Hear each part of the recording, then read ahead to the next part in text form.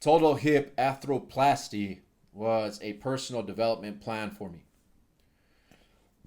What that word means, arthroplasty, is basically they take out my whole hip structure and then they put in mechanical, bionical, whatever you want to call it, one. I had to have that done both to my left and my right hip 2 years ago in 2021. Yeah, I'm coming up on exactly 2 years. June I had my left, August I had my right. This hip arthroplasty included a personal development plan without me even knowing it. Why? Well, because my personal development plan was to increase my quality of life. So today I'm going to be telling you guys how I set this goal and how I achieved this goal. The goal's ultimate outcome, the commitment that I made to myself, was that I was going to have both my hips replaced so that I can be the dopest uncle in the Southwest, so that I can play with my nieces, so that I can hang out with my friends, so that I can work out, so I can help the next generation that's following me make better choices by giving them an example that I would like to follow. Essentially, I'm molding myself into the man that I would follow so that others who follow me can have something to admire. I got to be something that I admire in order for others to admire it. And walking around like a freaking penguin, limping and swinging my legs, not being able to walk up steps, wasn't something that I admired. So my goal was to be able to walk properly. Cool? You guys understand the reasoning behind the goal and the goal? The next thing I had to do was figure out the steps to achieve it. So, first thing was, what's wrong? Let me go find out what's wrong. I went to a doctor. The primary care sent me to go get some MRI done. Where you go sit in that tube. Cool. When the MRI came back, they said, hey, your hips are collapsed, both of them. They're about to completely fall off. You're going to be in some trouble if that happens because there's some veins that go up on the inside of your legs that are pretty important. And if you cut those, you could kill yourself. So we need you to have surgery. All right. Cool. I knew what the ultimate solution was. Now that I found the solution, how do I get that solution that'll contribute to my desired outcome? The way that I got to that solution was taking the referral that my primary care doctor gave me and going to see that surgeon. When I go see the surgeon, I listen to what they say because they're the professional, right? I'm not going to tell them what to do, just like I don't like when people come into my profession and try to tell me what to do. He tells me, well, we're going to give you cortisone shots. We'll see you in a few weeks. We'll give you another one. We'll see how that works out for you. All right, cool. I take the cortisone shot right then and there. The pain goes away for a little bit, but I wasn't tripping on the pain. I've lived through plenty of pain. That doesn't bother me. What I was tripping on is my mobility, my ability to lift my knees to my chest, my ability to sit down and use the restroom without feeling pain and hearing a crunching noise in my hips. The ability to get out of bed, lift up my legs, swing them out of bed. I wasn't able to do any of that. I wasn't able to climb up steps. So I wanted my mobility back. Go back, see this surgeon 3 or 4 weeks later. How was it? He asked me. I was like, yo, you took away the pain for about 24 or 36 hours. Great. But I need my mobility. And they tell me, well, you won't get your mobility back until you have surgery. Cool. So let's set up the surgery then.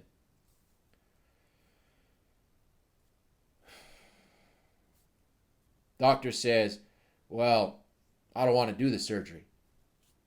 He doesn't say it in those terms. He basically tries to put it off saying, hey, let's keep on doing these cortisone shots since they gave you a little bit of pain relief. I'm like, bro, I've been living like this for the past 3 years. I need to change my quality of life so that I can have my mobility back. What can we do to do that?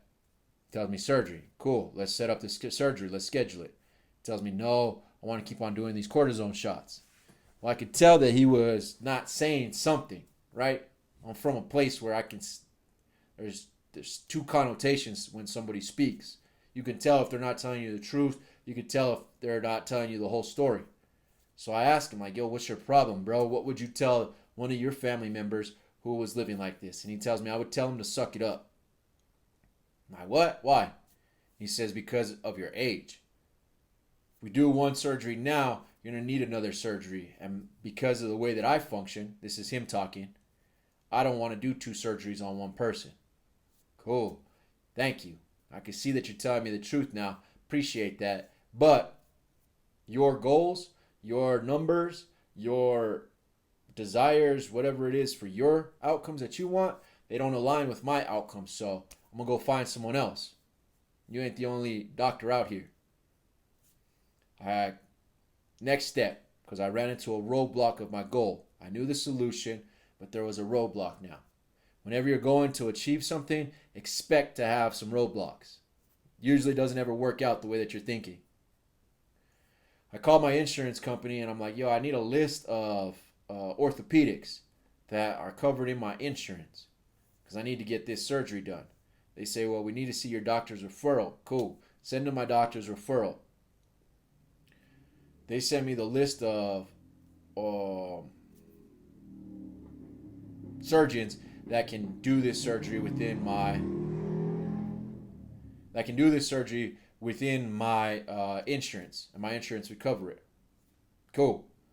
I start calling these surgeons. Continue to seek the outcome that I wanted because there was an emotional attachment to it. Like I said, I want to be the dopest uncle in the Southwest. I want to be the dopest dude. I want to be someone that's admired. And yes, I could have all this knowledge, but without certain things that attract people, you're not going to be able to share it, or they're not going to believe you. I don't believe individuals who tell me a workout plan and they're huge, they're fat. Like, I don't believe you. Shut your mouth. I don't believe people who tell me how to eat, what to eat is nutritional, what to eat is right, when they're huge, like they're fat. Why am I going to listen to you? I don't listen to doctors that aren't healthy. I don't listen to business owners that aren't wealthy. I don't listen to individuals who don't have results that I can tangibly see. So if I function like that, then I got to expect other people to function like that. And if I'm out here spouting off from my mouth, hey, well, this is how you get better, and I'm over there limping around, don't make no sense. Really doesn't. I needed to be somebody that other people would look at in admiration, that I would look at in admiration, so that other people can look at in admiration. That makes sense? Cool. I called the surgeons. No, you're too young. Oh, we're out of state. Can you get out here? Hey, I'm booked for the next 2 years. Hey, there's this virus. We're not doing any of that right now unless it's absolutely necessary for life. I heard all kinds of things. So I started exploring some other alternatives. Those alternatives don't work out. When you're setting a goal and you're going to achieve it, expect the roadblocks, but then expect to hear some things that are going to make you feel like it's not going to happen. When you feel like it's not going to happen, keep on going because you're close. I say that because the next doctor that I called, he's like, yeah, well, we're doing them. The virus isn't stopping us. We don't need all that extra stuff. As long as you got a referral from your primary, we'll take a look. We'll have a meeting with you. Have the meeting with the doctor. The doctor's like, yeah, you need your hip replacement. I can do it on this day. Boom. Closer to my goal. Next thing I had to do, get my work situation sorted out. Because now I have a date to get my surgery. I can tell my work, hey, I need to file for this leave so that I can go get the surgery and I can take the time off that I need to recover from it. They require all kinds of paperwork, commitments on dates and stuff like that from everybody. So I send it all in. My work says, all right, cool. You're good to go. We got you set scheduled from this time to be gone. Have a nice day. Great. When you're setting a goal and you're going to achieve that goal, expect to have some unexpected things pop up. Expect to take some extra steps. I thought it was as easy as calling the surgeon, going to see that first surgeon, scheduling the date, and doing it. To me, it wasn't that big of a deal. But There's always other factors that you have to plan for without knowing what they are. In order to achieve a goal, you got to first have your desired outcome. You got to have an emotional attachment to that desired outcome. There's got to be a reason for it, that you're not going to let the roadblocks stop you, because you're going to run into roadblocks.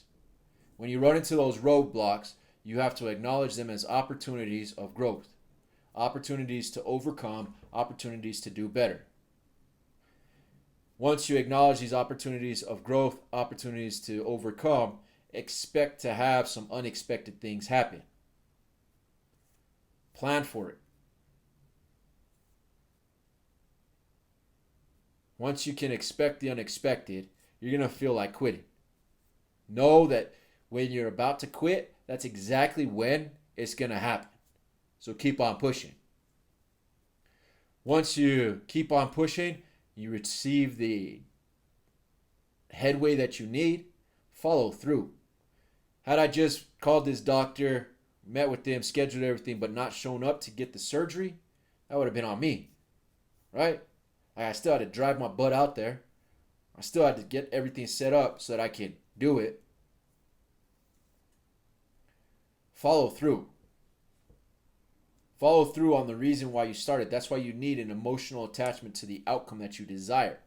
If you don't have one, then you're going to quit. Setting an achievable goal is done in those steps.